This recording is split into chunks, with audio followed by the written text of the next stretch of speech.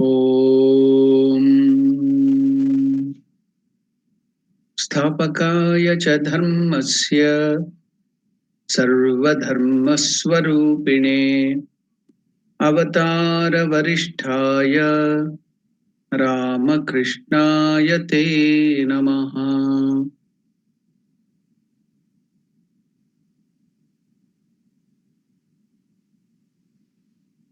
Namaskar to all of you. Welcome to the study of Ramakrishna, the great master. We will start with the life of Mathur Babu.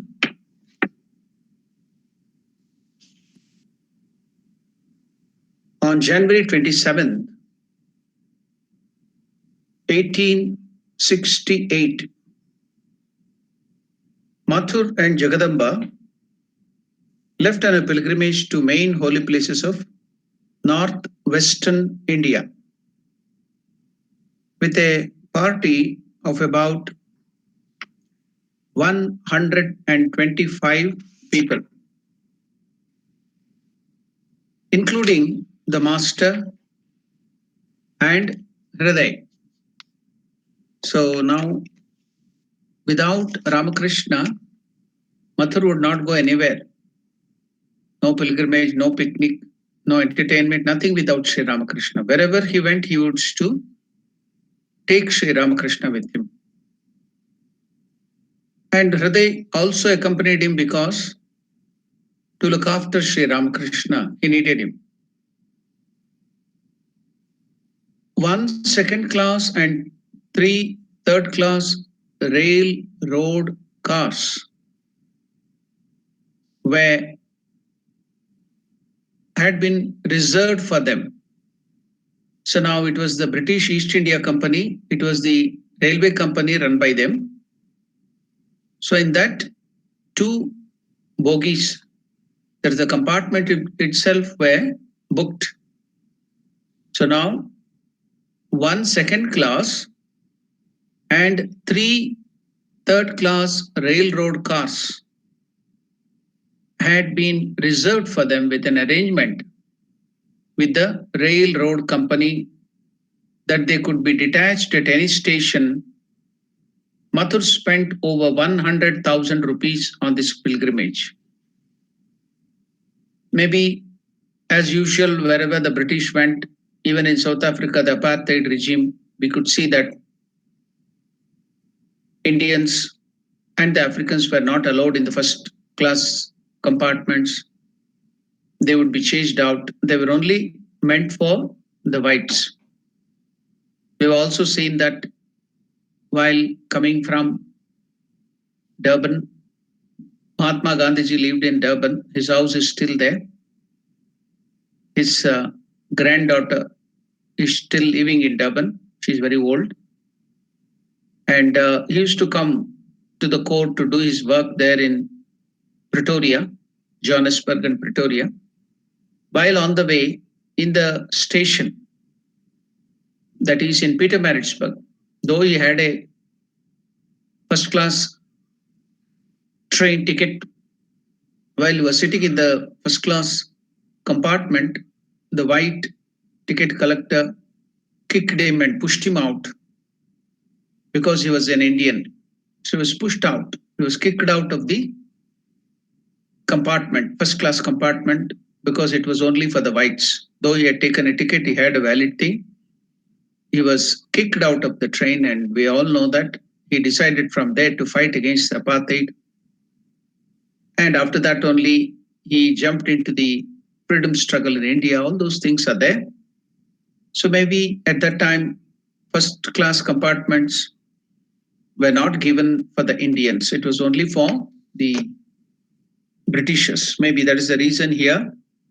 1 second class and 3 third class railroads cars had been reserved for them. And an arrangement with the railroad company that they could be detached at any station. Mathur spent over 100,000 rupees on this pilgrimage. 100,000 rupees at that time was a huge amount in 1868. The party first stopped for a few days at Devgar. So then it was British India. So there was no different states. It was just one place called Devgar. Then after India became freedom, Devgar was in Bihar. Then again Bihar was redivided to make one separate tribal state. Now the present Bihar is different, and we know that Jharkhand is also separated from Bihar. So this Jharkhand has this famous pilgrimage place called Devgar. So Deva, we all know it is God. Gar means house. So here the famous Lord Shiva's manifestation as Vaidyanatha. Vaidya means doctor. Natha means Lord. The Lord of doctors. Vaidyanatha. So that is the name of Lord Shiva here. So Shiva, the highest manifestation of Shiva in the form of Vaidyanatha is there. The Lord of all the doctors. Vaidyanatha. So many people go there if they have any disease, they do the vow, they do their religious rites, and many diseases are cured. So many people go there. I also had been there, and people also claim it is one of the Jyotirlingas. So, since I have visited all the 12 Jyotirlinga, there is a controversy about whether this is a Jyotirlinga or Vaidyanatha, Paralyam Vaidyanathancha. So, Parali is in Maharashtra.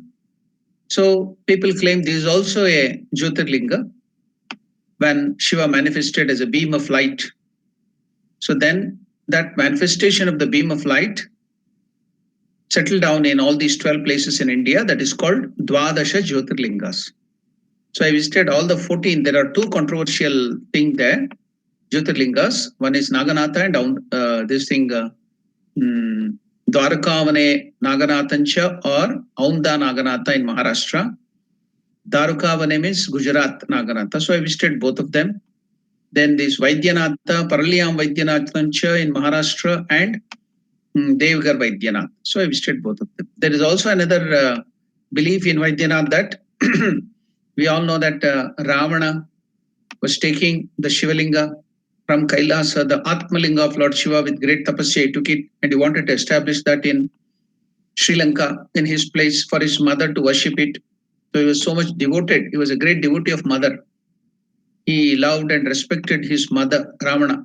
So he was a great devotee of his mother. So for the sake of her mother, so for the sake of his mother, so that she can worship Lord Shiva, she used to make Lord Shiva from the sand near the sea and worship. So it would be washed away by the sea waters. So she would be upset. So to give her the best of the Shivalingas, he told he will go to Kailasa, and he did lot of austerities to Lord Shiva. Then when Shiva asked him what he wanted, so he bought that Shivalinga. We all know that story. So while bringing back, since if that Atmalinga of Lord Shiva goes to Sri Lanka, then instead of going to Kailasa, all the gods and goddesses, 330 million gods, because Lord Shiva is the Deva Adi Deva, the gods of all gods. So then all the gods had to go to Sri Lanka to see Lord Shiva. So keeping this in view, and also he had not taken Lord Ganesha's name, or whatever, wherever you start any new venture, you have to start with the name of Lord Ganesha, remembering Ganesha. He had not done that. So now it was an opportunity to help all the people, Devatas and other people, so that Atmalinga will not go to Sri Lanka to Ravana, and nobody could defeat Ravana after that. So to stop that unrighteous person Ravana, at the same time, he had also not remembered Ganesha before that venture. So Pratama Pujita, we have to remember Ganesha in the beginning of any work. So he went and put the obstacle of Ravana to put down that Shivalinga on the ground, and it became, wherever that is placed in the ground, that Shivalinga would go into that ground and it couldn't be removed. So while he went to do the Sandhya Vandana on the seashore, Ganesha took the form of a small boy, a Brahmin boy. and took the responsibility of keeping it. And he warned him, suppose you don't come, you make it very late, I will keep that Shivaling on the ground. No, no, no, I'm going to come very quickly, I'll finish my Sandhya Vandanam. He was a great Brahmana. He is a Vedic scholar, Pandit Ravana. So he started doing Sandhya Vandanam elaborately with great Shraddha. And it was late by the time Ganesha kept it and went away. So that was got established. So that too, that is called Gokarna, Lord Shiva. That is there in Karnataka, in North Canara. So if you go to North Canara on the seashore, in Gokarna, we find that Shivalinga there. And Vaidyanatha, people in Devgar also claim that story there too. So people can claim, there is no problem. We will enjoy. We are all the devotees. We can go to all the places and enjoy the Mahima of Lord Shiva wherever it is. So this Devgar, they tell that that is also the Atmalinga of Lord Shiva. And they also claim that it is the Jyotirlinga, one of the Jyotirlinga Vaidyanatha. So now the first destination while they went to the pilgrimage was the whole of that party. Krishna came to this Devgar to visit Vaidyanatha, the Lord Vaidyanatha. It's a very, what you call Jagrata Devata, the Lord who is awakened. So the party first stopped a few days at Devgar to visit a famous shrine of Lord Shiva, that is Vaidyanatha. I've given you a brief story of what is that Vaidyanatha, what is the meaning of the name of Vaidyanatha. So even if you want to go there from Belur Math, Kolkata, you can make a trip there, or you can go to Bihar and you can go there. You can go to Jharkhand directly and go there. So whichever place you want, from there you can go, because many of our devotees go to Belur Math. From there you can visit this, because Sri Ramakrishna has visited that place and worshipped that Lord. Not only that, many special thing. Ramakrishna started a very special venture, which is now continuously followed in our order. And what is that venture? We will see now. Ramakrishna started a new thing. What is that? Worshipping Lord Shiva in the form of Jiva, which Ramakrishna himself proclaimed in Dakshineshwar. It is not sympathy. It is not just showing little daya, kindness, sympathy, but it is seva. You should not stand on a high pedestal saying that, oh, poor man, oh, diseased man, I'm a great person, take this 25 cents or some money and throw at him. So that is not the attitude of Karma Yoga or Seva. What should be the basic attitude of Karma Yoga? Sri Ramakrishna showed us the path. He gave a wonderful turn to Karma Yoga. So what is that? Not only Karma Yoga, to Bhakti Yoga, everything. He combined Jnana Yoga. He combined all yogas together and gave a wonderful solution by which you can progress very quickly in spiritual life. So many people were there hearing that words of Sri Ramakrishna. What happened while he was in Dakshineshwar? They were reading, Sri Ramakrishna was sitting there in Dakshineshwar room there. They were reading this Chaitanya teaching, Chaitanya Mahaprabhu, Chaitanya Charitamrita and the Chaitanya's teaching. Chaitanya Mahaprabhu's teaching were being read. In that it comes the seva for the Vaishnavas and devotion to Lord Hari. Then Jive Daya, Daya to the Jivi, that is the living beings, you have to show kindness.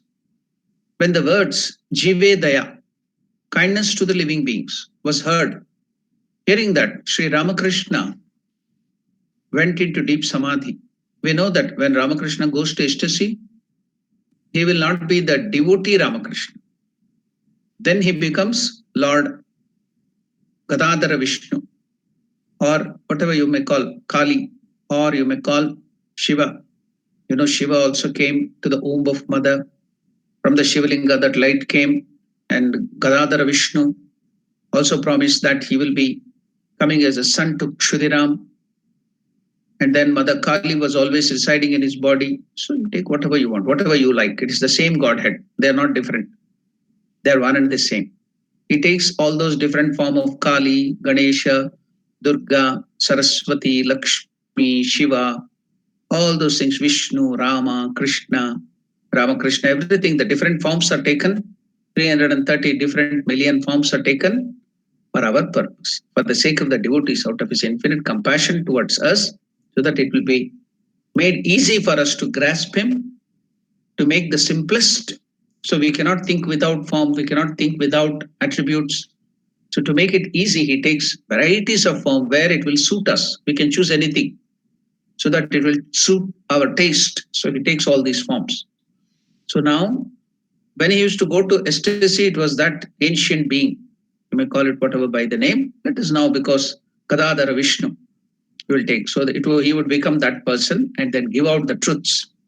So when he used to go many times, thousands, millions of times, he has gone to ecstasy, that is samadhi. While coming down, he'll be in a very high state, and in that, as Lord Vishnu or as Lord Shiva, as Lord Mother Kali, whatever you may take, he gives the truth. So that is very high truth. Now he told what? In that samadhi, after hearing that Jive Daya coming down, and Vishnu Seva, he's the Vishnu, Gadadhara Vishnu himself is hearing that Vaishnavas, you have to do the service of the Vaishnavas, the devotees. Seva of the devotees is to be done. That's wonderful. You have to have a lot of highest devotion to Hari, Vishnu, Gadadhara Vishnu, wonderful, because he's the one person who is there. And that one, he couldn't withstand that. Jive Daya. The Lord Hari, Vishnu couldn't withstand. He manifested himself there in that body because he's already there. He manifested. And coming down from Samadhi, Vishnu, Gadadhara Vishnu is telling all the people gather around, what? Daya. Jive Daya. You want to show sympathy, you want to show kindness to the living beings. Who are you? See the words told by the Narayana, the Gadadhara himself to us. He's giving a wonderful statement here. Jive Daya. You want to show compassion. You want to show Daya to the living beings. Who are you to show Daya? Yakkaschit, you are an ordinary living being struggling for yourself. Can you show Daya? Do you have the capacity to show compassion? Kya aukat hai? What yogyata do you have to show Daya? You have so much of ego to tell that you will show Daya. Only Ishvara, the Lord, Supreme Lord, can show Daya. Then what the Jiva can do? You cannot show Daya. You have to show. Not you cannot show. You can do that. But it's not the right attitude. The Lord is telling in the form of Sri Ramakrishna, it's not the right attitude. Then what is to be done, O Lord? It's not Daya. Daya noi. Seva, Shiva, service. It should not be Daya. It should not be compassion. We all see a destitute boy, a small child lying on the ground. Somebody, mothers or father have forsaken them. He has become an anatha. He has become an orphan. It's crying on the street. Shame should not have happened. That's all. I express my sympathy. Go away. Shame. Pity on him. Pity.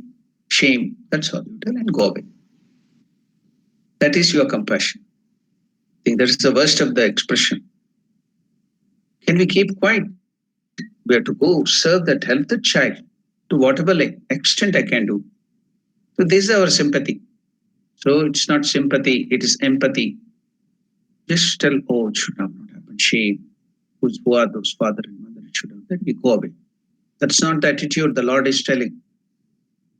Dayanoi, seva, service, to go immediately. Whoever is in trouble, whoever is in problem, you have to rush and help them. How? What is the kind of service you have to do? Seva. What is seva? Shivajnane Jiva Seva. The Lord himself is telling, from that highest standpoint in Samadhi. Shiva Jnanesh Jiva Seva. Shiva Jnana, seeing Lord Shiva, having the highest knowledge. Gnana means knowledge. Again, Shankaracharya told that in Vivek Chudamani, the 7th verse. Atmaikya bodhena muktirna labhyate brahma shatantarepi vadantu shastrani yajantu devataha. Do whatever you want until without the knowledge of Atmaikya bodha, seeing the Lord in yourself, identifying yourself with Atma or Prabrahma Shiva or Paramatman Shiva, and seeing also that the same Atman, Paramatman or Shiva present in all the living beings and serving them. Brahma shatantarepi muktirna labhyate. The same thing Ramakrishna in the form of Gadadhara Vishnu is telling.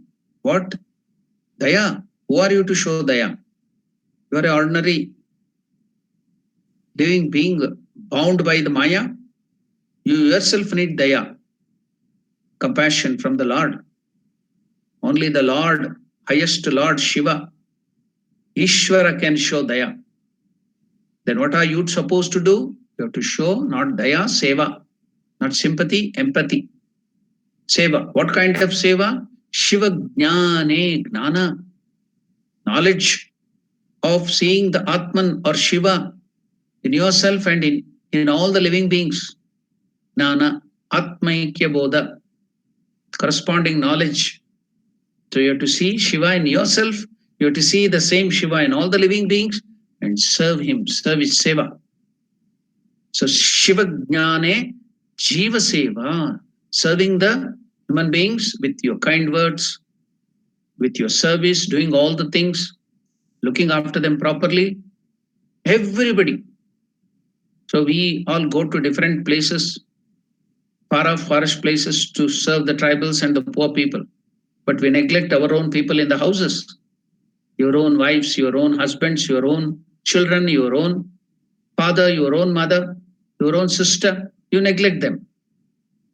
And you think that if you go to different places like here in this thing, we go to Lanesia and other places in Durban, Phoenix, we go to different places to serve the people. That's very good.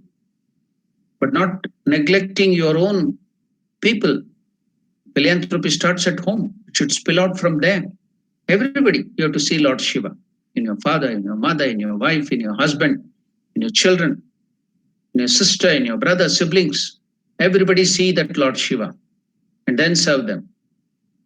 So, if you are a lover of Vishnu, this is told by Lord Vishnu himself. Gadadhara Vishnu has told Shiva Gnane Jiva Seva. But what would have Lord Shiva told? Or what would have the Vaishnavas, they want to hear? Madhava Gnane Manava Seva. Madhava means Krishna. Or Janardana Gnane Jana Seva. Narayana Gnane Naraseva. Whatever. So here Lord Ramakrishna has told Shiva Jnane Jiva Seva. That's the same thing. Seeing that same Atman or Paramatman or Lord, Parabrahman or Shiva in the living beings, serve them. Serving them is the highest practical knowledge. Hearing that, Narendra came out of the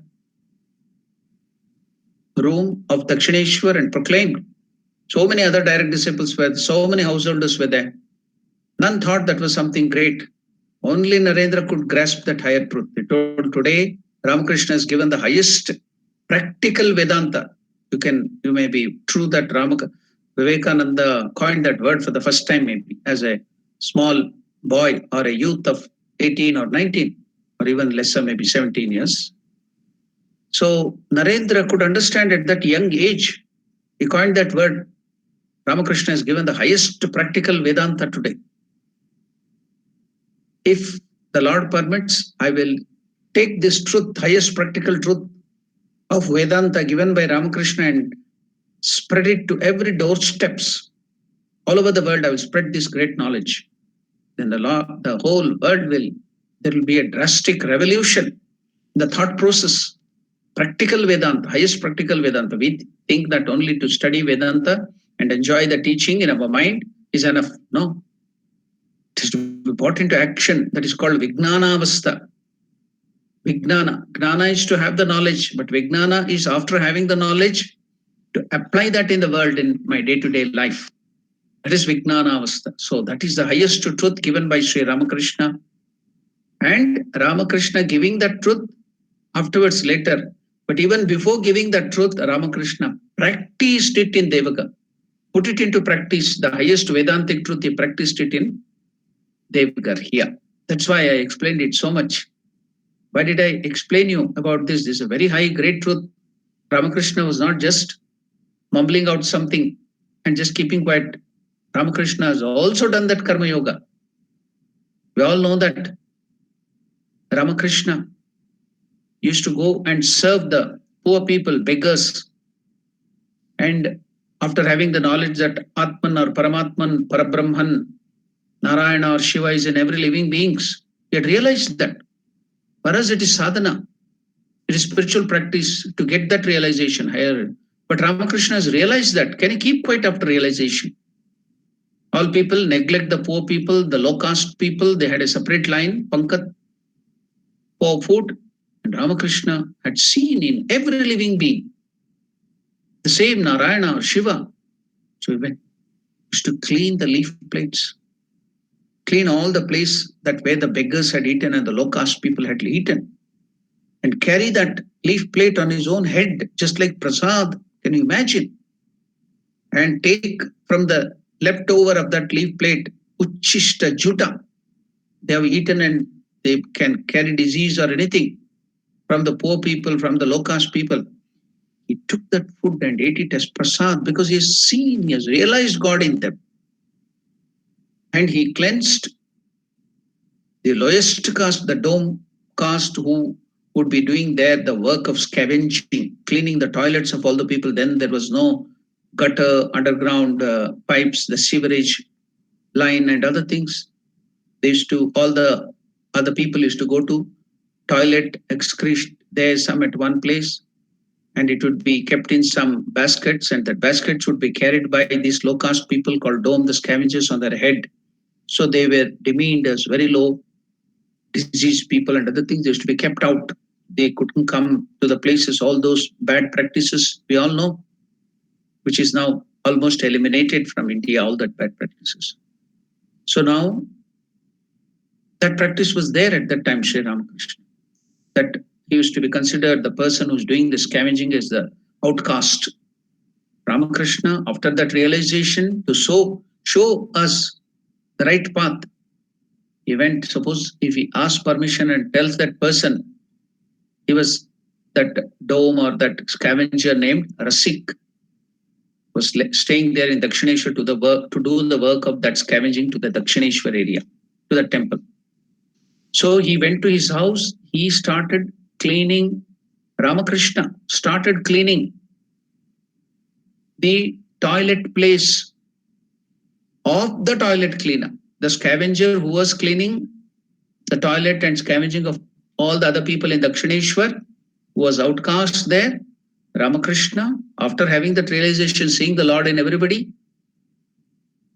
Parabrahmaswarupa had realized Paramatman. So at that time, because of his long years of tapasya, austerity, he could not look after his body. So big jata, big hair, knotted, locked hair, just like Shiva had grown. Because he couldn't do the shaving and other things, you see, because who will take care of the body at the tapasya? 12 years of just thinking and merging, no sleep, no food. Some sadhu had come and forced him the food, he was be sitting.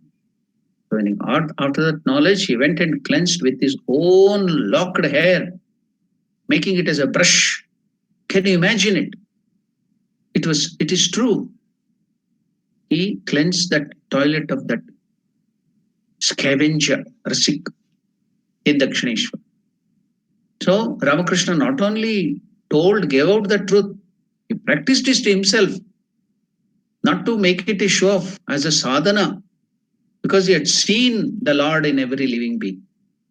We being the devotees, or if we have to follow Sri Ramakrishna himself, then should we not do at least some 1% or 10% of what Sri Ramakrishna has practiced? Serve. That is what he has given in the teaching. Serve the jivas in the form of Shiva. So now let us see how he puts that highest teaching there. He had already put it into practice.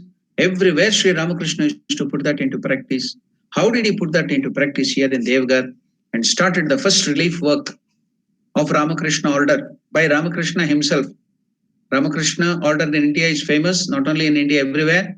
If there is any calamity, if there is any problem, if the people are suffering, immediately the monks of Ramakrishna order jump to that place, go there, immediately, quickly, and start providing relief and other necessary things to those poor people and the affected people, wherever there is floods, wherever there is plague, wherever there is, even now coronavirus had started, risking their own life. They are still doing that work. Here also in South Africa, the devotees of Sri Ramakrishna are going to the poor places in spite of they can get the disease. They're not caring. Young volunteers, our own householder volunteers, they're rushing to the places and serving the poor people. Why? Because Ramakrishna has shown that path. So all of us have to do that. If you want to claim yourself, you have read Ramakrishna's life and we are putting the practice to practice the teachings of Sri Ramakrishna, you have to start doing it. I don't ask that everyone should go out and do that and get contact the disease. No. Start it within your own house. Seeing Shiva in your wife, in your husband, in your children, in your father, in your mother, in your grandmother, in your grandfather. Start serving them. Then whoever comes to your house as a guest or the neighbors, everybody, be serving them. Be compassionate. Together with that, be serving them. That is more important. Serve the Lord, serve the Lord. When the Lord has come to your house in the form of all these people, as your guest everywhere, the Lord exists. So serve them as Shiva. Now how? We'll see how Lord will serve them as Shiva. Okay. So now the party first stopped for a few days at Devgar to visit a famous shrine of Lord Shiva, that is Vaidyanatha. One day, Sri Ramakrishna was overcome with compassion, seeing the miserable condition of the people in a nearby village. He said to Mathur, "You are a steward of mother's estate." Another one more great thing Lord has given there. Lord as Ramakrishna, Gadadhar Vishnu is giving a wonderful trait. This thing, we are all rich people. We may be having so much of money. We may be well off. We earn so much of money. And we think that we are the owner of all that money or the property, the estate, and other things. No, you are only a trustee, you are a steward. All that belongs to the Lord, Divine Mother. She is the owner, she is the empress, or whatever, God, Narayan or Shiva is the emperor. We are only stewards. We are only the trustees. We are a worker. All that belongs to the Lord. That should be the attitude. You should not think that you have earned the money, I will enjoy it. No. Lord Krishna tells in Bhagavad Gita, if a person, even though he has worked hard, not by thieving or not by stealing or mugging or doing some scams, earning the money, that is the worst of the sins.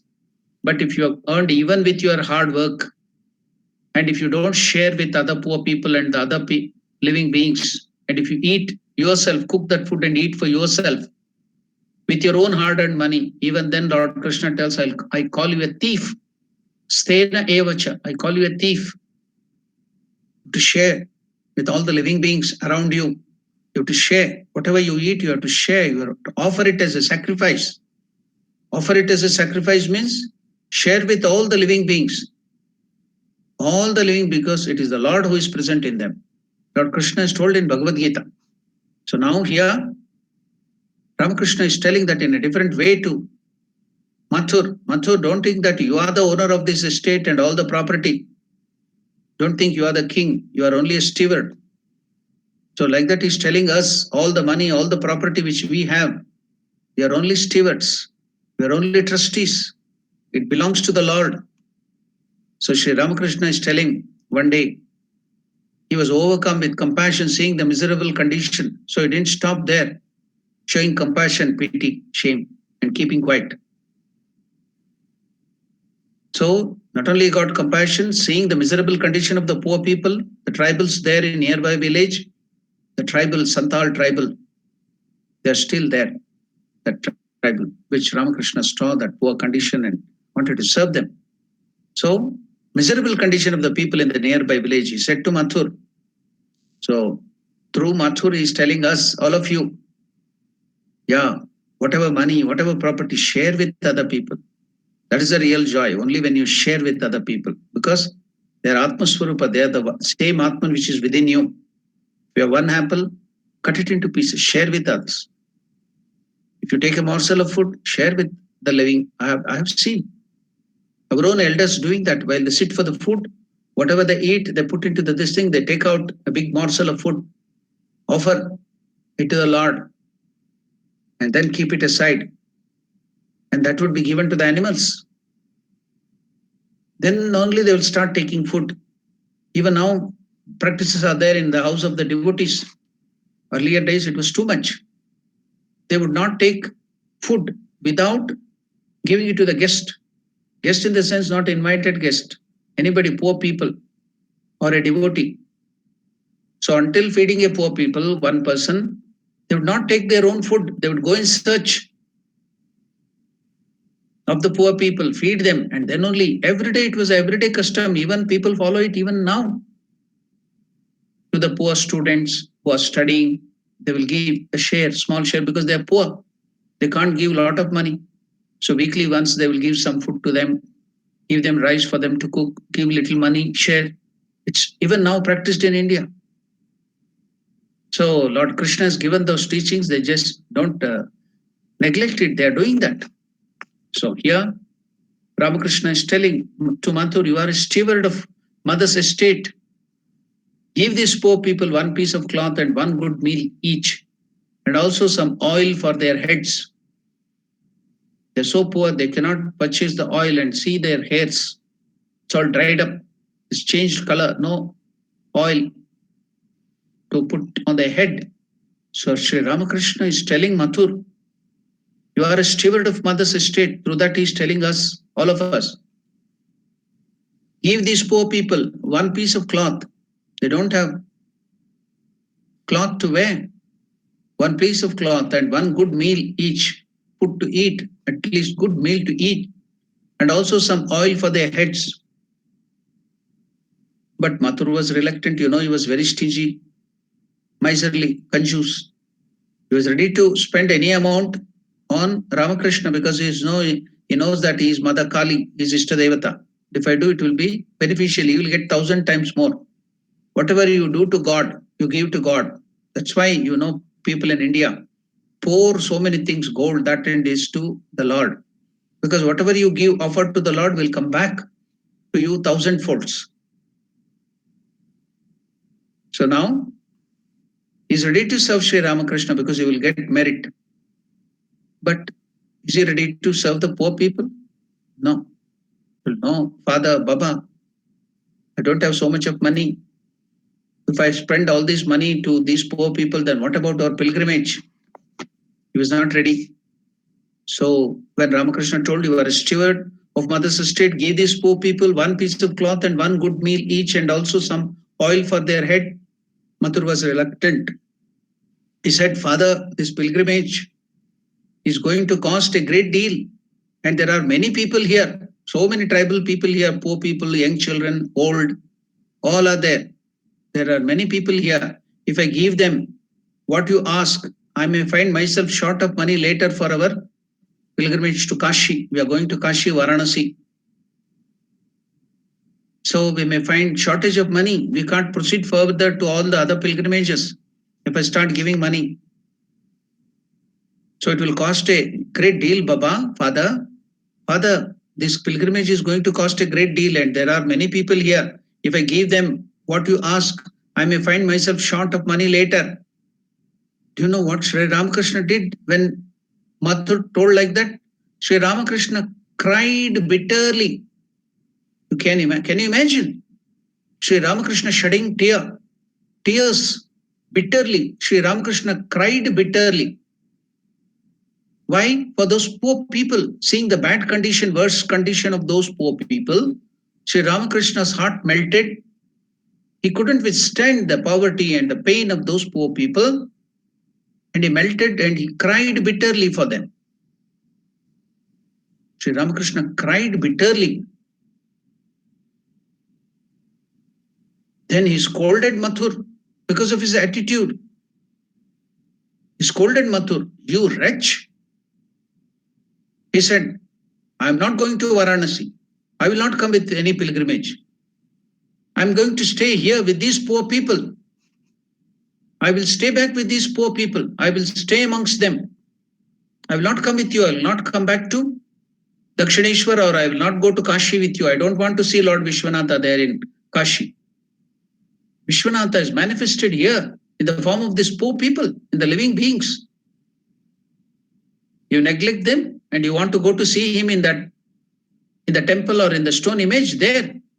You neglect the Vishwanatha's manifestation in the form of these poor people and you want to go serve there, you wretch. What kind of your knowledge, your application, wrong application of the religious knowledge? Just going to pilgrimages and enjoying. If you can't see the Lord in the living beings, in the poor people, what kind of a knowledge do you have? So Sri Ramakrishna scolded him, "You wretch." He cried bitterly for those poor people. So this ought to be noted. Sri Ramakrishna wept bitterly.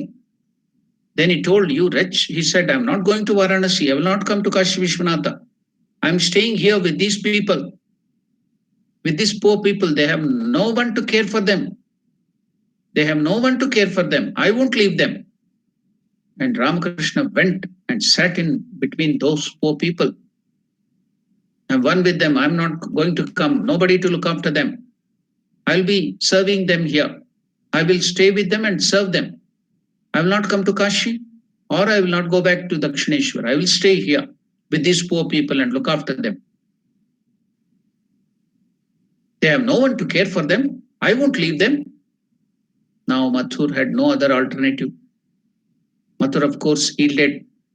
He had cloth bought from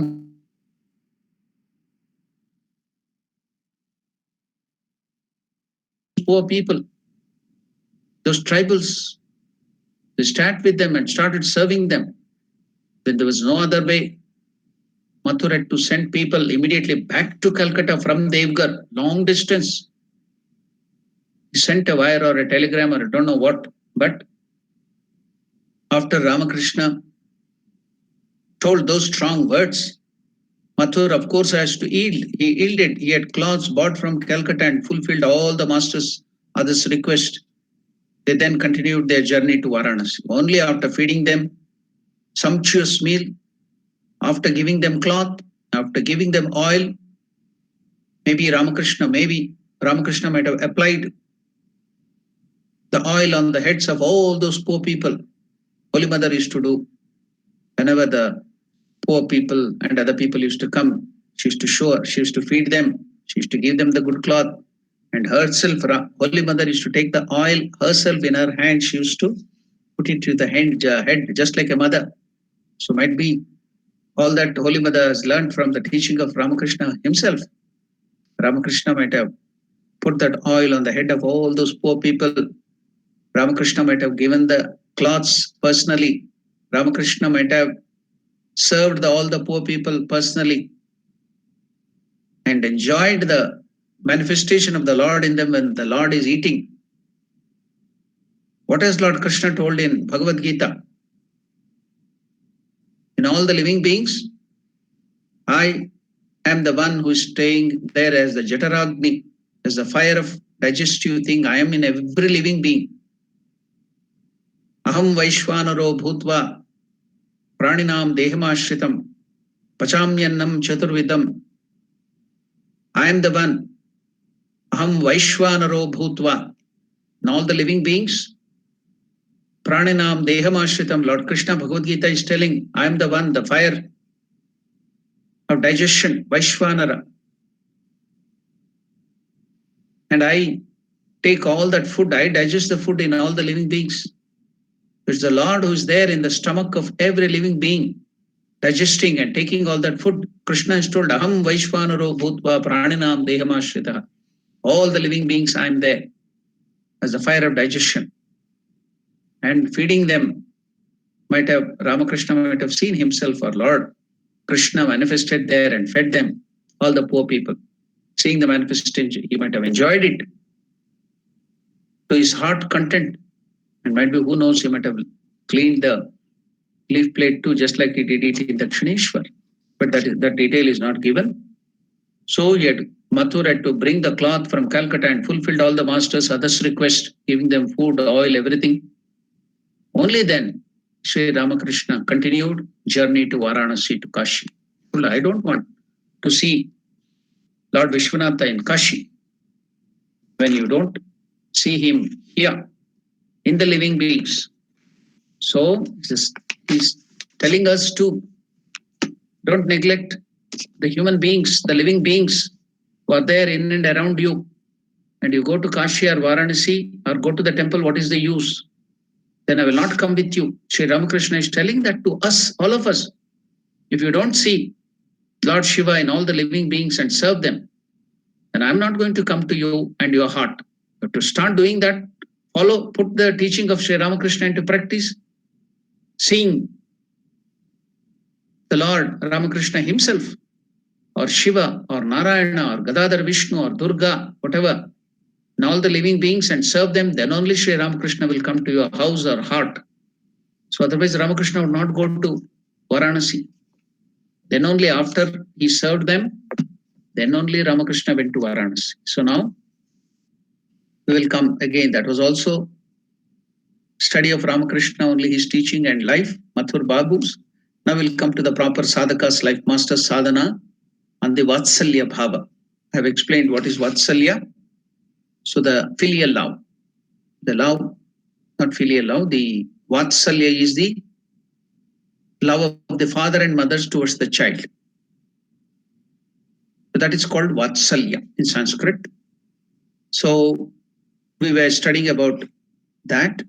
Before that, Shardanandaji Maharaj is making the preparation, taking us through the different aspects, what were happening then, what was the chronology, the time, why did Bhairavi Brahmani teach this particular, no, it was not taught by Bhairavi Brahmani, it was taught by another monk, Ramayata Sadhu, Jatadhari. So let us study that.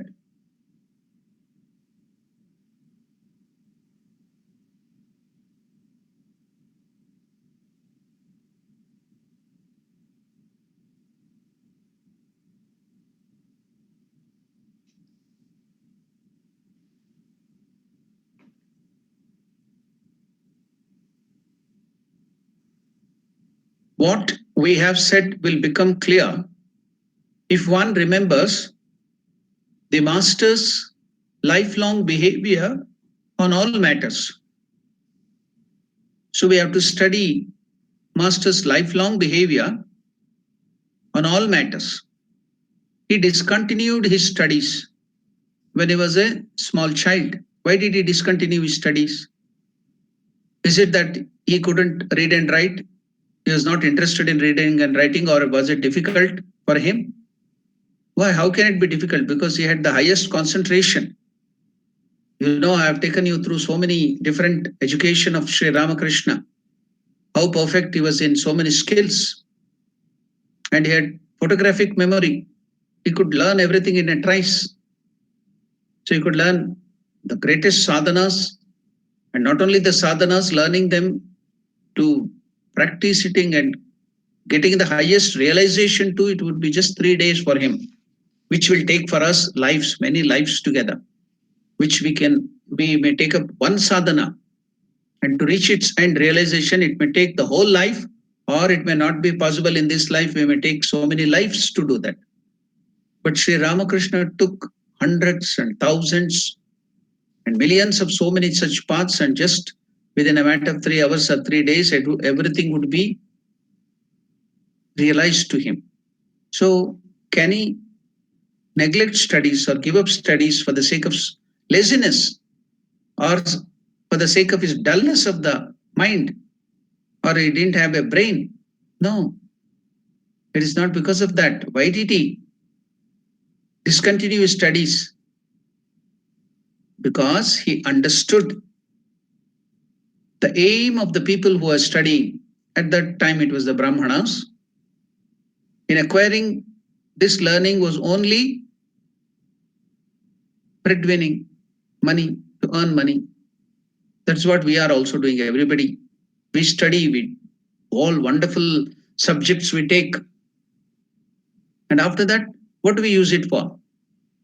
Not to serve the nation, not to serve the humanity, not to get that knowledge, realize what is the truth behind this universe, but for earning money. Money is our aim. Why do we want money? Enjoyment, luxuries, sensual pleasures. That's our aim. Then what is the use of your all high degrees and postdoctorates and doctorates? What is all the high subjects you take up, talk up so many things, wonderful subjects. Finally, it comes boiled down to kama kanchana, lust and gold, power hungry, lust to enjoy this world, pleasures of this world. That's all. There ends the matter. So Ramakrishna saw that as a small boy, as Gadadhar, could understand the mind of the people. Even in that young age, he could discover why these people are studying all these things. Just for money, just for enjoyment. That's all. Why were those Brahmanas in those days learning all this Jyotish Shastra, Vedanta, all those great things which each itself can give you realization, highest realization? The truth can be found out. They're not bothered about that at all. Vadantu Shastrani, just for quotation, to show your scholarship and get earn money and bloat your ego, become a great scholar. Then after that, what will you do? Do some Shraddha work, priestly work, do some marriage work, do some Pitru Paksha, do some other works, and then aspire for just money. So Ramakrishna used to use the term, what would those people who used to get educated, Brahmanas, in acquiring this learning was only, according to Ramakrishna's usage, the term, bundling of rice and plantain. Those days, there were farmers, farming was their thing, it was barter exchange. They used to give 1 or 2 coin, but the major thing was they used to give rice. They had grown paddy. They used to give plantain because it was grown there in the house, some vegetables. So Ramakrishna used to make fun or tell that all this education is only for bundling of rice and plantain. That is, if you modern usage, you can translate it as breadwinning education. So Ramakrishna used to tell it as bundling of rice and plantain. From his childhood, he used to tell that I don't want that education which gives me bundling of rice and plantain. I want that education by which I can realize the truth behind this whole universe. I want to find out the truth. Satyanveshane. So I don't want bundling of rice and plantain. In other words, earning money.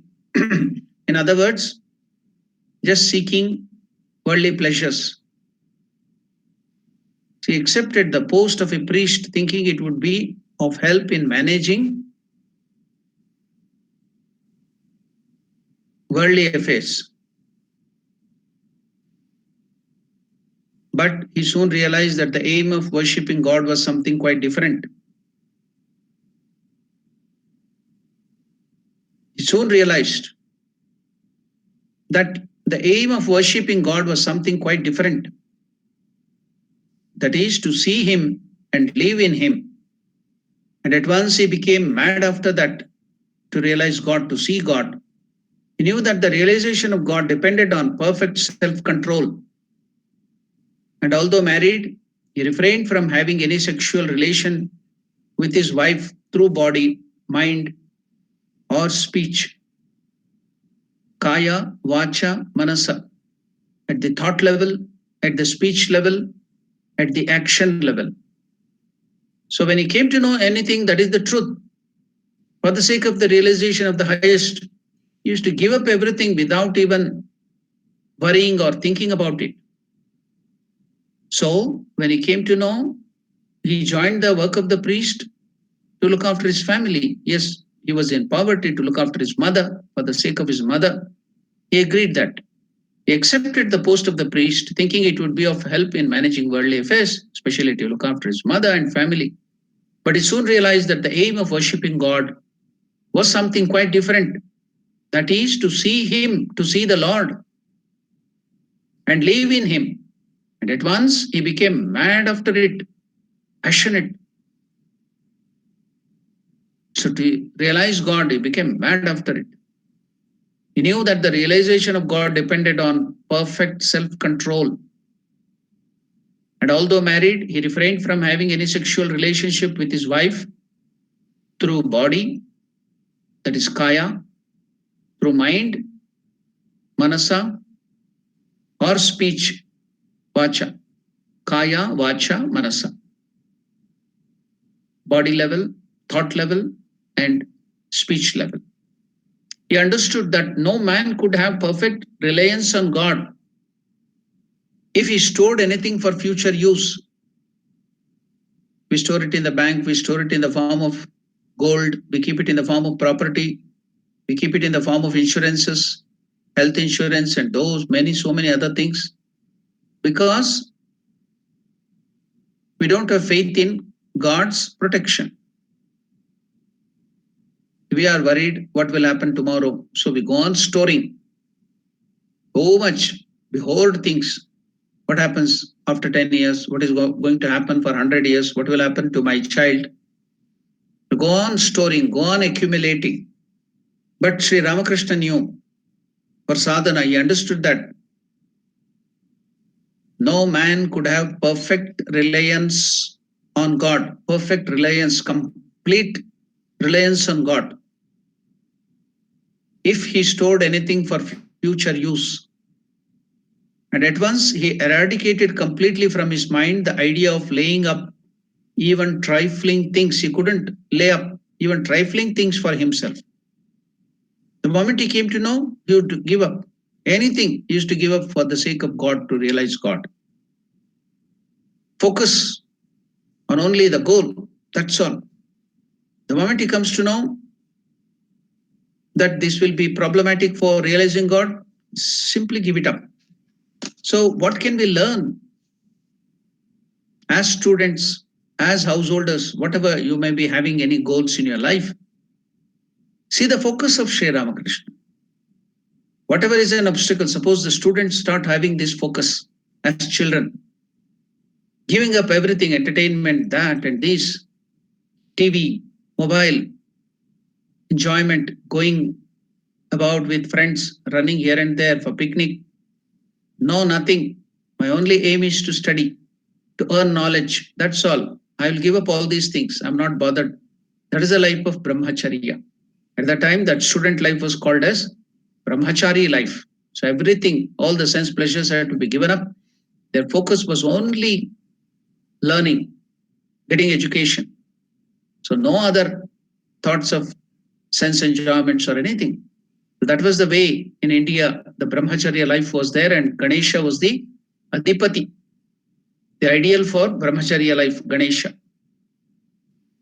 So that brahmacharya life, the student life was so strict, no enjoyment, just studying and studying.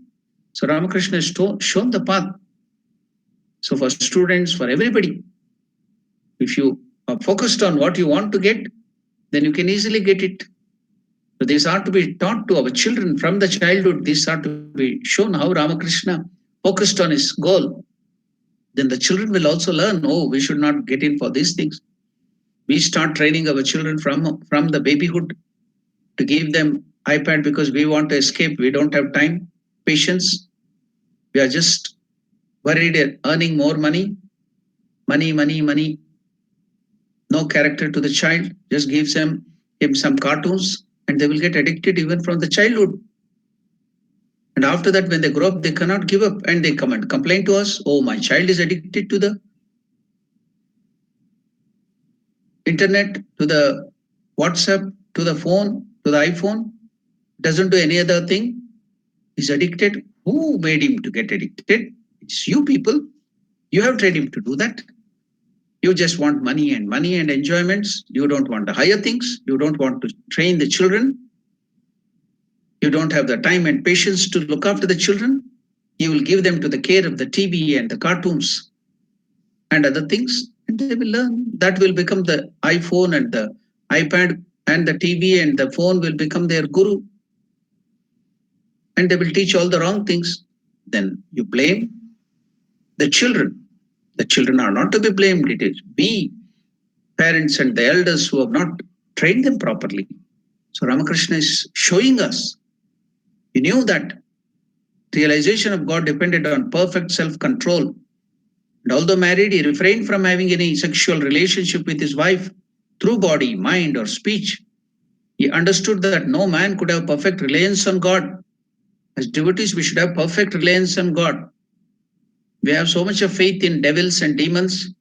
We are afraid to go into the darkness. Because we have more faith in the presence of the devil and the demons.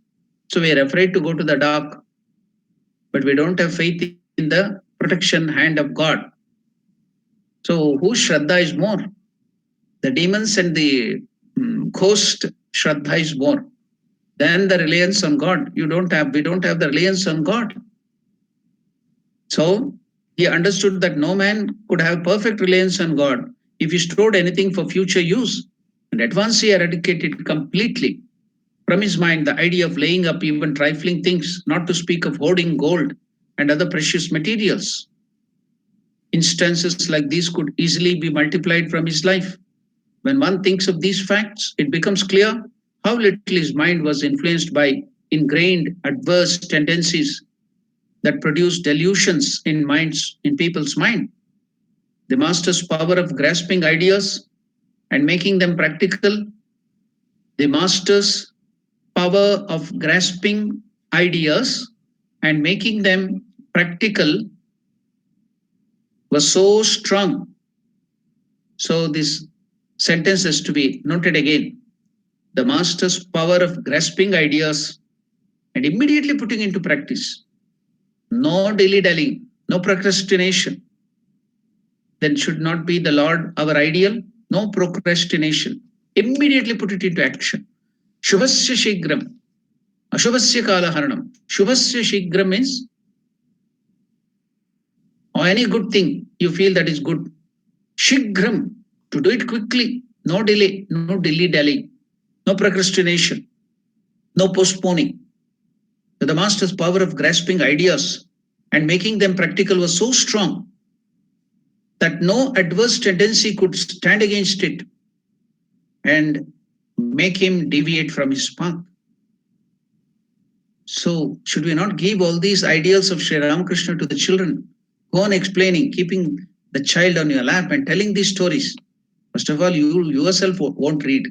See how many people are attending now? 40 people. They can't come. People can't come out of their blankets. They don't want to give up their sleep. Laziness, giving so many excuses, they escape. Then where is the question of giving these ideals, giving up laziness and procrastination and giving it to the children? When we ourselves don't have the habit of reading, or if somebody is reading to hear and put it into practice, that is far off to put it into practice. We want the cozy sleep. We don't want to wake up even at 6:30. We'll be sleeping up to 8 o'clock, 10 o'clock, 9 o'clock. We wake up after that. So where is the question of putting it into practice? So only few people have done that. So the master's power of grasping ideas and making them practical was so strong that no adverse tendency would stand against it and make him deviate from his path. Besides, the master was from his childhood a Shruti Dhara. Shruti Dhara means photographic memory. Even once if you see something, if you hear something, you do something, you will never forget for life. in life. You'll remember it. Sharp memory. That is called Shruti Dhara. So a person of wonderful retentive memory, one who could repeat the word for word in due order what he had heard but once and could retain it forever. We have seen in the life of Ramanujacharya, in the life of Shankaracharya, the life of many great saints, and Swami Vivekananda also. So used to get Britannica. What is that Britannica? Encyclopedia Britannica. Huge books. And he used to return it the next day to the library. The librarian was very much surprised. It will take almost 1 year or 2 year or 3 year to read that huge book volume. So many volumes of Britannica. You're taking that book and returning it the next day. Are you reading the whole thing? How can it be possible? Humanly, it is impossible.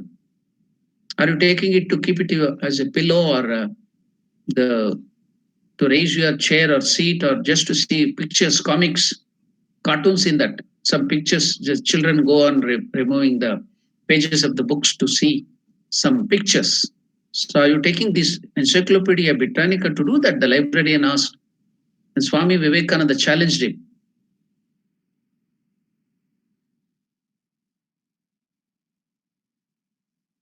Back to you. Ask any from any corner of that book. I will repeat it verbatim. What do you want? Ask me. Then when that person would ask, Swamiji would quote the page number, where it is, the word is, and everything in detail Swami Vivekananda could give back. That librarian was completely surprised, flabbergasted, taken aback. What a retentive memory. To not only quote those passages from that Britannica, the page number, and everything. Swami Vivekananda could do that. Wonderful retentive memory. So Ramakrishna also had that retentive memory. So that is called Shruti Dhara. Shankaracharya also had it.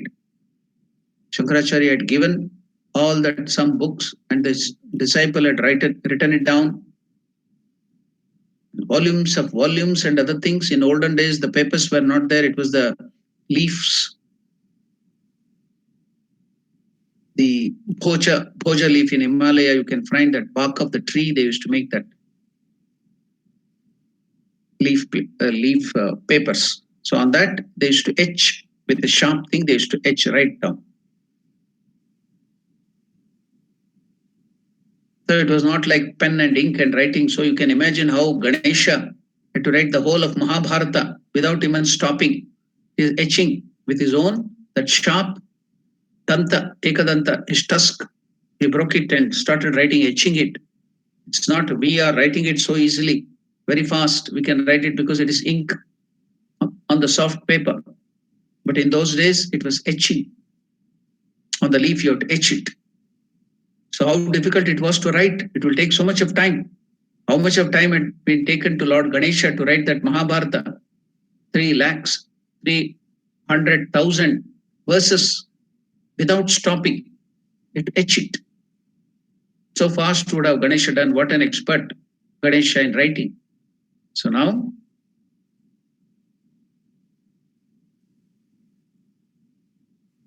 Shankaracharya's, the disciple, had written all those volumes of books and somehow it got burnt. When the Muslim invader went to that Nalanda University, which is in Bihar, Nalanda, the invaders, what do they know about the knowledge? He put fire to that university. The books and the other knowledge which was there burnt.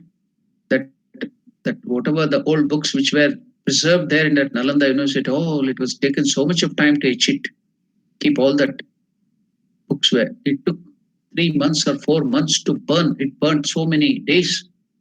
What did those, that Khilji, Alauddin Khilji or whatever it might be, the invader, the brute invader, he burned that books. What does he know about knowledge? What does the donkey know about the value of books? It only knows the weight. They burnt it, and 3 months it took to burn. So here Shankaracharya's that whole work was burnt after so many years of writing down. Then the disciple was very much upset. Well, don't worry. I can give you back everything. I have read it. It's in my memory. He verbatim he told everything. Everything it was brought back again. That's how it is preserved, the works of Shankaracharya and many other things. So that was the retentive memory of Shankaracharya, Swami Vivekananda, Ramanujacharya, and other great acharyas. So Ramakrishna also had that Shruti Dhara, a person of wonderful retentive memory, one who could repeat the word for word in due order what he had heard but once and could retain it forever.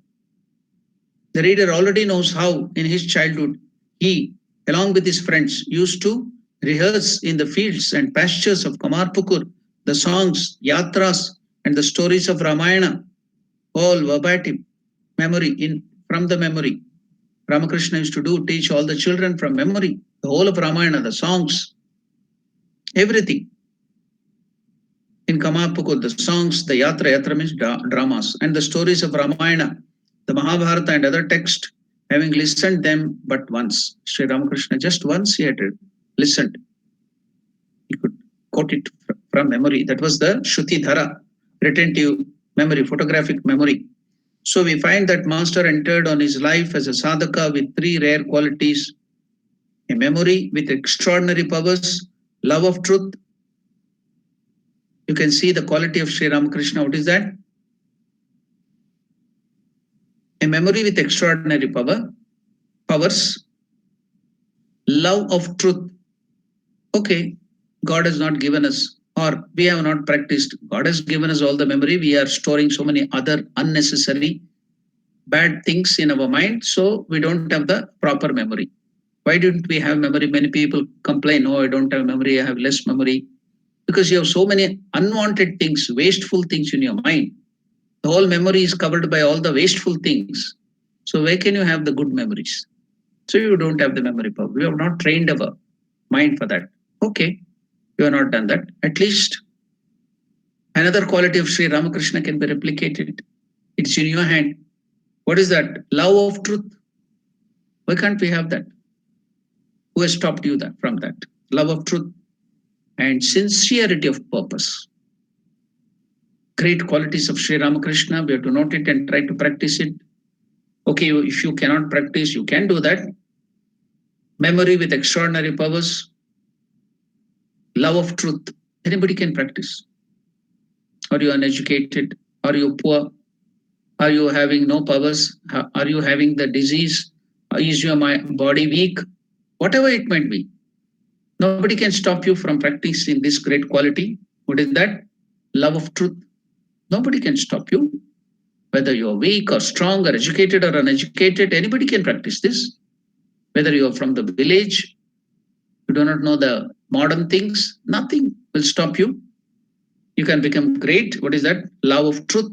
And the next one also you can practice it. Sincerity of purpose. Sincere. Pramanikata. Sincerity of purpose. That would not stop without putting into practice an idea or principle that had been accepted as true and desirable by the mind. Again, I will read out what is that sincerity of purpose, which Ramakrishna had practiced in his life, the great qualities of Sri Ramakrishna. So sincerity of purpose is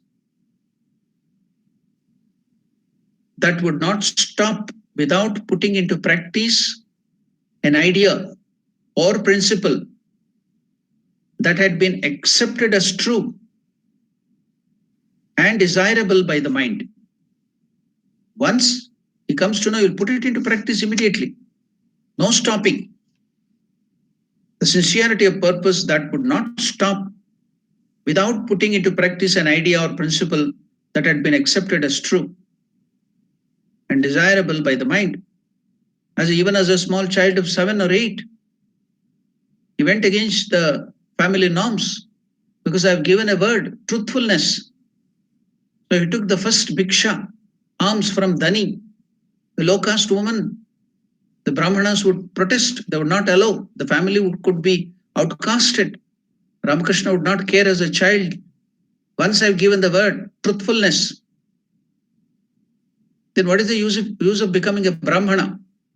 What are the great qualities of Brahmana? Truthfulness is the great quality of a Brahmana. If we give up truthfulness, then how can I be a Brahmana? Then there is no use of taking the Vipratva or that thread, sacred thread ceremony. I will not take it. I will not get that. Why? Because if I give up my truth, what is the use? How can I become a Brahmana without truthfulness? So he went against all the family members and he took the first bhiksha from the low caste woman Dhani because he had promised, he had given the word. Even when Ramakrishna was a small child of 7, he used to stick on to the truth, truthfulness and sincerity of purpose. And I've told you many times, truthfulness at the level of thought, truthfulness, level of words, we always think that just saying what it is truthfulness. There is another higher aspect of truthfulness, Rita, it's called Rita. Satya, and another aspect is called Ritam. It comes in Vedas, it is there. Ritam Vachmi, Satyam Vachmi, Avatvamam, Avavaktaram, Avashotaram. In Vedas it comes Ritam Vachmi, Rita. What is Rita? Satya. Satya, put it into practice is Rita. In your actions, Satya, truthfulness in put into action. What is that truthfulness in action?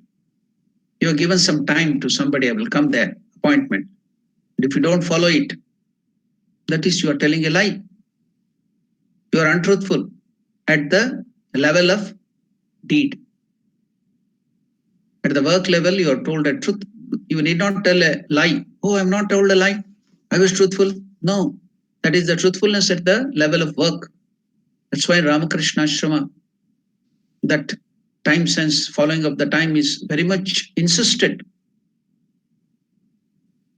Because truthfulness at the level of work, if you are given the time to maintain it, try as much as possible, because due to some circumstances, if it doesn't happen, which are not in our hand, then you can be excused, then you can ask forgiveness. Telling that I couldn't do that, I'm very sorry, I couldn't do that. But the next time you should not continue the mistake. So truthfulness at the level of work, deed, in practice is Rita. Ritam. So you will promise somebody, I will give you that, I will give you this, I will do this to you, and you don't keep your words. Again, you are untruthful. So Satya at the level of work, deed, practice is this one. That is truthfulness. Truthfulness at the level of work, deed, Ritam. So now, Ramakrishna, that sincerity of purpose is that one. So once he comes to know this is true, he will never stop until he has put it into practice. The sincerity of purpose that would not stop without putting into practice an idea or principle that had been accepted as true and desirable by the mind. It is difficult for ordinary aspirants to acquire these qualities to any significant extent, even after a whole life's effort. It was therefore no wonder that the master attained in a short time a great success in his spiritual life. So if we also want to attain success in our spiritual life, then we have to put all these things into practice at least. You may not have money, you may not have any other things, but there is no poverty for these things. What is that? Very easy. The great quality of Sri Ramakrishna, the 3 rare qualities. Okay, now it may not be possible for memory with extraordinary powers, but love of truth, anybody can practice. Every one of you can do that. Love of truth and sincerity of purpose that would not stop without putting into practice an idea or principle that had been accepted as true and desirable by the mind. Satya, truthfulness at the level of deed, speech, and thought. Okay, deed is very, very important. We neglect, most of us neglect this aspect. Then how do you think that you can progress forward in spiritual life? And you complain, oh, we are not at all progressing. Everything is leaking here. You're given promises, you're given the words, you don't follow. You're so untruthful at the level of words, at the level of thought and level of this thing, so insincere. then you claim, oh, I'm not at all going forward in spiritual life. So many things, everything is leaking here. How can you progress forward in spiritual life until gaining all these things? So it was therefore no wonder that the master attained in short time time to great success in his spiritual life. So through the life aspirants, the spiritual aspirants' life, we are also getting cue. We are also getting the hints how we should lead a spiritual. That's the reason why Shardanandaji Maharaj is explaining so much about sadhaka's life. We all want to become sadhakas, spiritual aspirants to do spiritual practices. So the basics, the foundation should be firm. That's why in the Raj Yoga, the first two things are yama and niyama. Yama, all these things, satya, asaya, parigraha, then shaucha, Ishvara pranidhana, everything will come. After that, it is Ishvara pranidhana, surrender to laws is and the end. The first thing is satya, asteya, parigraha, ahimsa, shaucha, santosha, all these things, yama, niyama, they are the foundation, basic foundation. Raja Yoga doesn't start, only asana, pranayama, everything starts afterwards. That's why Revered Yatishwaranandaji Maharaj used to tell, before becoming a spiritual man, learn to be a gentleman. How to be a gentleman? We always address people, gentlemen, ladies and gentlemen. How to become a lady? How to become a gentleman? To follow this yama and niyama, satya, asteya, parigraha, truthfulness, non-stealing, non-covetousness, non-acceptance of gift, purity, contentment. I think now in the children's class, one of our mothers is taking all these aspects of yoga and teaching the children from their childhood. What is that? I think next today in the class, mother may take up shaucha. Last time it was brahmacharya, that is continence, then shaucha, everything that yama niyama are being taught to the small children at the children level. So there's a basic foundation of moral life, ethical life, then only spiritual life. So that's why Yatishwaranandaji used to tell, before becoming a spiritual man, learn to be a gentleman. Why do they address us ladies and gentlemen? That means they will take for granted that you have all these qualities, truthfulness. So then only you are fit to be called a gentleman. So before becoming a spiritual man, to be a gentleman, the basics of spiritual life. Ramakrishna is showing that. The reason why we were amazed to hear that he succeeded in each of his disciplines, even in 3 days. Take up any one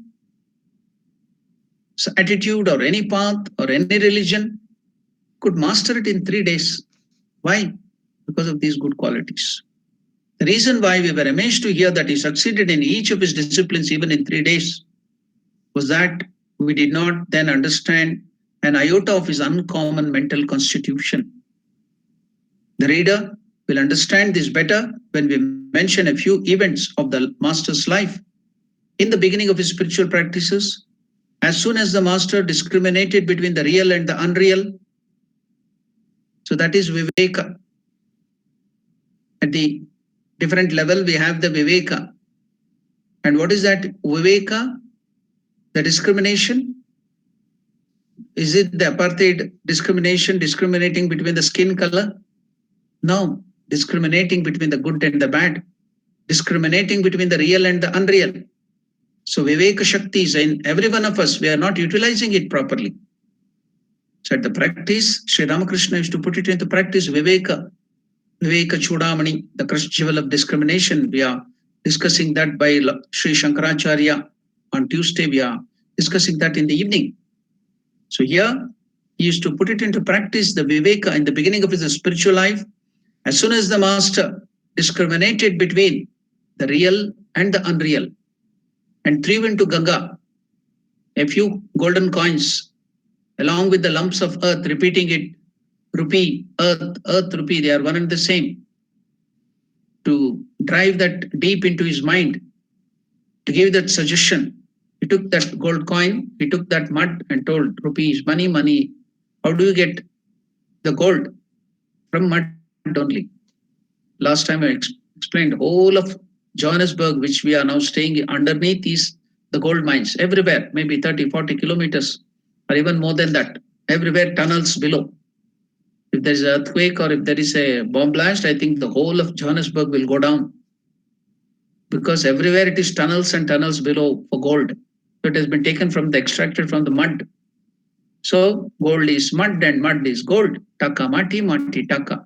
He gave suggestion in the mind and threw it to Ganga. Once he gave the suggestion, after that, mind couldn't touch even any metal, let alone gold. So when he discriminated that this is not going to help me to realize God, then the mind would simply give it up. No more of it. Repeating rupee, earth and earth rupee, the attachment to gold. Ramakrishna, Sharda, excuse me. So the attachment to gold, which spreads its influence down to the very bottom of the human heart, became eradicated forever from his mind. Such was the sincerity of purpose, and such was the truthfulness, love of truth. Once he decided and takes a vow, he tells that I will do, the mind would take it seriously and it would never go against it. That was the composition of his mind. That was the quality, basic quality, the yama niyama. These were the yama and niyamas of the Raja Yoga which Sri Ramakrishna used to practice. Satya, Asteya, Aparigraha, Ahimsa, Shaucha, all these qualities which are there in the basic foundation of yoga. So whatever Ramakrishna used to give the suggestion, it would take up, the mind would take up, such was the purity of his mind, sincerity of the purpose, the quality of his mind, it would take up and it would never go against it. So when he threw that rupee, earth rupee to the Ganga, few coins of gold and lumps of earth, the attachment to gold, money, which spreads its influence down to the very bottom of the human heart, became eradicated forever from the mind. That's why in Sthitaprajna Lakshana, where Lord Krishna is explaining what are the characteristics of a Sthitaprajna, man of steady wisdom, a man of perfection. What is the first verse which starts with Lord Krishna? When Arjuna asks what is the nature, how does he sit? Sthitapragnasya kabasha satavadistasya keshava sthitadihi kim prabhasheta kimasita vrajeta kim. So when Arjuna asked that question, how does a man of perfection talk, walk, and other things? The first verse which Lord Krishna tells about Sthitaprajna is Prajahati yada kaman sarvan partha manogatan atmanyevatmana tushtaha sthitaprajnastadochyate. Prajahati yada kaman. Prajahati, when he gives up all these desires, Prajahati yada kaman, all the lust and desires and all the other unwanted things, Sarvan Partha Manogatan, which are deep rooted in our mind and heart, which has gone so deep, Prajahati, then he becomes a Sthitaprajna. That is the nature of a Sthitaprajna. Lord Krishna tells in Bhagavad Gita. See the same thing. There it is just an ideal, a figure of speech. Has it been practiced? See, Ramakrishna is practicing it here. Whatever Lord Krishna has told in Bhagavad Gita, you can see that in the life of Ramakrishna here. The attachment to gold, which spreads its influence down to the very bottom of the human heart. Prajahati yada kaman sarvan partha manogatan, down deep to the heart, became eradicated forever from the mind. So whatever Sri Krishna is told in Bhagavad Gita is completely in toto, in perfection practiced in Ramakrishna's life. No sooner had he cleaned with his own hands those abominably filthy places contacting which people ordinary would not feel clean and purified without a bath, then his mind gave up the egoism arising from the consciousness of being a Brahmana by birth. That the birth, I am of a high birth, I am from this family. So that is also one of the Ashtapashas, the bondages, that I am from a high family. So to remove that, when he had the realization that the Lord exists, I told you that in the living beings. He went to the poor people, where the poor people, the destitutes, the low caste people were fed. He cleansed that place with his own hands and kept that on the head and took it as prasad. And also he cleansed the toilet of that scavenger, Rasika. I explained about that. So when he saw that Lord exists in everybody, he put it into practice, no delay at all.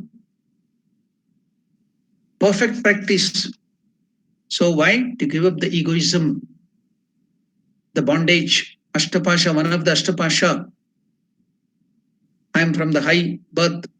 So no sooner had he cleaned with his own hands those abominably filthy places, contacting which people ordinary would not feel clean and purified without a bath, then his mind gave up the egoism arising from the consciousness of being a Brahmana of high birth. And he became convinced forever that he was in no way superior to those persons who were regarded in society as untouchables. Know that superiority complex. Give up that ego of high birth. After coming to know, realizing, and putting it into practice, the mind accepted it completely. Earlier, he had that all those feeling that I am from the high caste and other things. He gave it up. So he took up that weakness and then gave it up. Practiced this. So we all have to learn from these things, put it into practice. The same thing Krishna has told there in Bhagavad Gita. Shuni chaiva swapakecha. A man of realization will see whether a dog, whether the lowest, the dog eater, a man who eats the dog meat is considered as a very low caste person in India. Shuni chaiva shupakecha. Brahmana gavi hastini. So man of realization will see everybody equal. No difference. That is Bhagavad Gita statement, and Sri Ramakrishna has practiced this in his life in toto, in perfection. So we have learned so many things from the life of Sri Ramakrishna. There are so many other things to learn, so we will continue that tomorrow morning. So today we will end because we have already exceeded our time. So now we will give some time for question and answer. So if you have any questions, if you have any doubts, you can now please ask.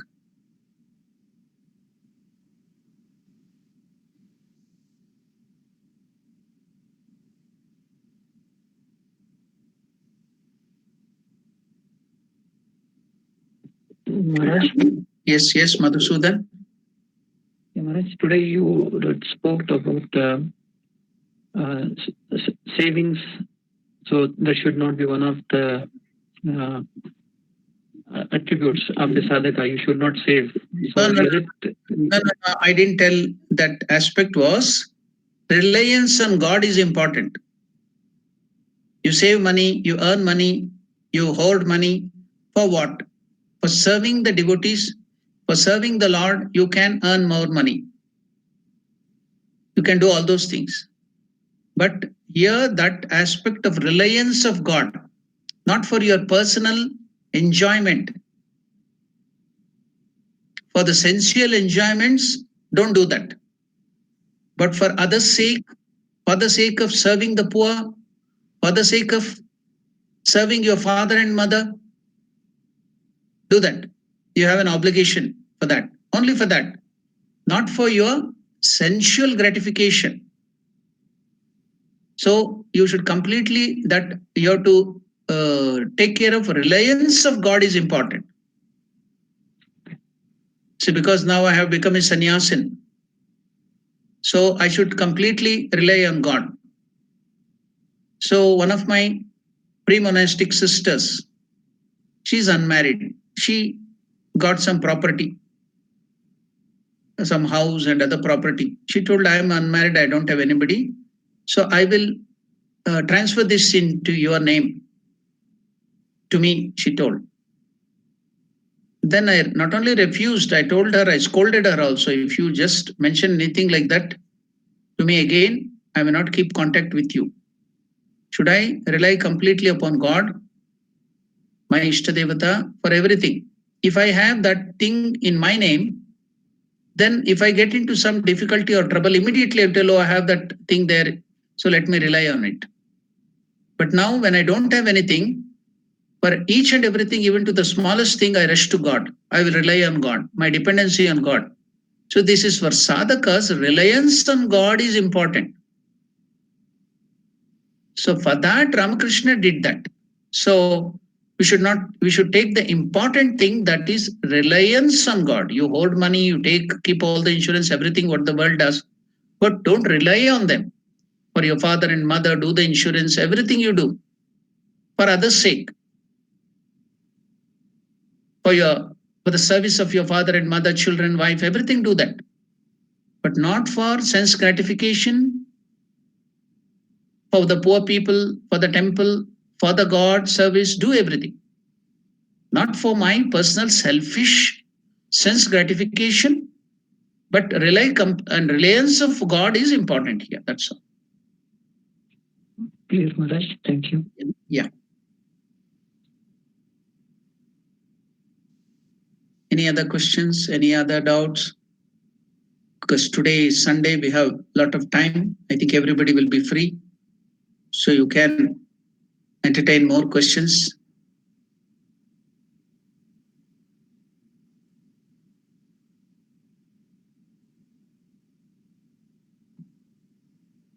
So if you don't have any questions or doubts, then I can conclude with the prayer.